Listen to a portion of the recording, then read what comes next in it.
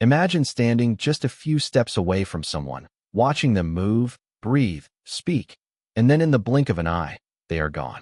No scream, no running footsteps, no trace in the snow, the mud, or the dust.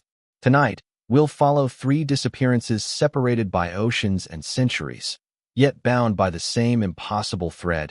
Each one happened in plain sight, with witnesses powerless to stop it. Most missing persons cases follow a grim but predictable pattern. Police begin with the basics, interviewing friends, family, and colleagues to understand the missing person's relationships, financial state, and mental health. These details often point toward an accident, foul play, or a deliberate decision to vanish. But sometimes, those patterns don't fit. The person had no reason to run, no sign of distress, no enemies. And in rare, almost unthinkable cases, they disappear not in secrecy, but in front of others. One heartbeat they're there, the next heartbeat, they aren't. This episode examines 3 such cases, incidents where thorough searches, eyewitness testimony, and logical deduction offer no explanation. To hear them is to feel the ground shift beneath your understanding of reality. The year was 1809. Europe was a chessboard in flames. Napoleon Bonaparte, the French emperor, had beaten rival armies in battle after battle, and had recently added Spain's throne to his expanding empire. Britain, desperate to halt the French advance, was searching for allies with renewed urgency. Vienna became the stage for a risky diplomatic mission. A young British envoy named Benjamin Bathurst was dispatched to plead with Emperor Francis I of Austria. Bathurst's orders were clear: persuade Austria to rejoin the war against France. Against the odds, his mission succeeded. In April of that year, Austria declared war. But success on paper was short-lived. Austrian armies were swiftly crushed, their campaign collapsing under Napoleon's superior strategy. With his task complete, Bathurst was ordered home. His route was a dangerous one, through war-torn territories and winter roads. But he and his valet began the long, overland journey to Hamburg, where they would take a ship to England. On the night of November 25th, their coach pulled into a modest roadside inn called the White Swan, just outside the small town of Perleberg. The horses needed rest. Bathurst used the time to eat dinner in the lamplit dining room, sorting through correspondence at his table. Hours later, the stable boy returned with word. The horses were fed, watered, and ready. Bathurst rose, straightened his coat, and stepped into the cold night air. His valet followed only a few paces behind. They crossed the cobbled courtyard. Bathurst stopped to inspect the horses, running a practiced eye over the harnesses. Then he walked around to the far side of the carriage. The valet reached the door moments later and opened it. The carriage was empty. Bathurst had been out of sight for perhaps 3 seconds. The courtyard was open on all sides. No doors slamming, no shadows fleeing into the dark, just the creak of the harness leather and the distant drip of water from the eaves. Soldiers from the local garrison were summoned. They searched the inn, the surrounding streets, and even dragged the nearby river. Not a scrap of Bathurst's clothing, not a footprint beyond the courtyard, not a single clue was found. The young diplomat had vanished as if history itself had closed over him. Almost 70 years later, another disappearance would strike a much smaller stage, a rural Illinois farmhouse. It was the night of November 9th, 1878. The Ashmore family had just finished supper. Outside, snowflakes swirled under a cloudy sky, adding to the thick blanket that had fallen all day.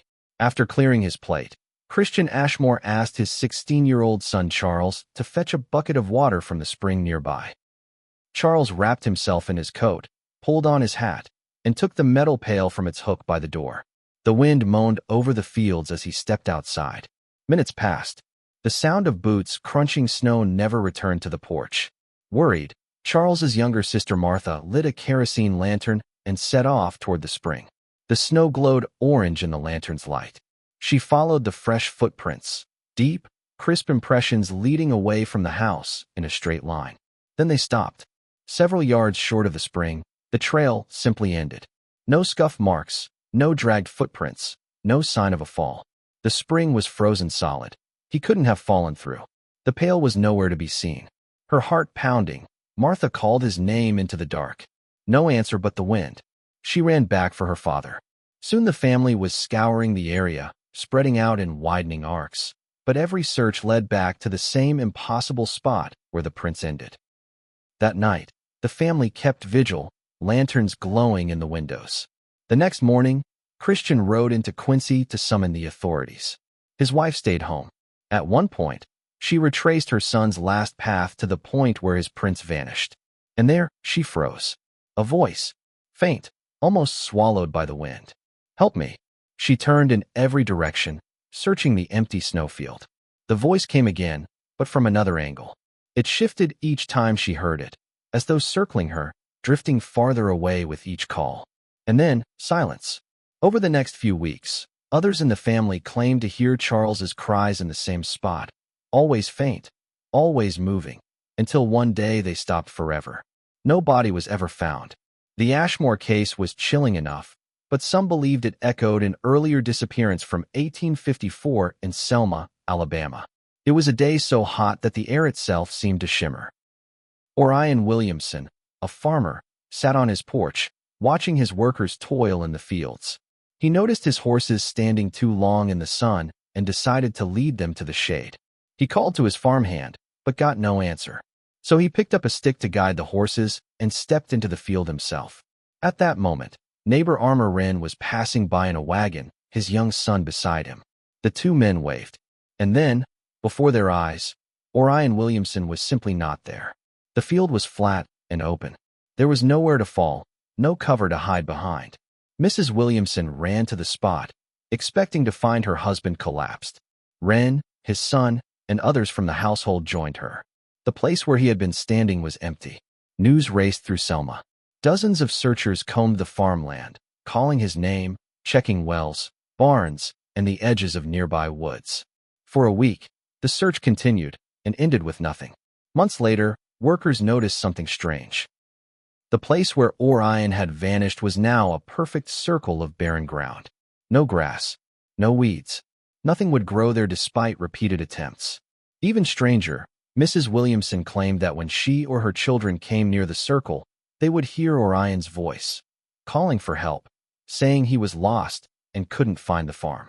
In time, the barren patch slowly returned to normal, and the voice fell silent. Modern theories often leap to the extraordinary, suggesting these men fell through some unseen tear in reality, slipping into another dimension.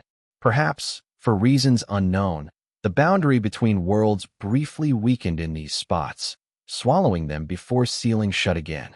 Skeptics point to more earthly explanations. In Bathurst's case, he vanished in an era of spies and political intrigue. Decades later, bones and valuables suspected to be his were reportedly found nearby, though no proof tied them to him. The Ashmore and Williamson stories face heavier scrutiny. Some researchers suspect they were fabrications, possibly the invention of writer Ambrose Bierce, who wrote of similar vanishings and who himself later disappeared without explanation.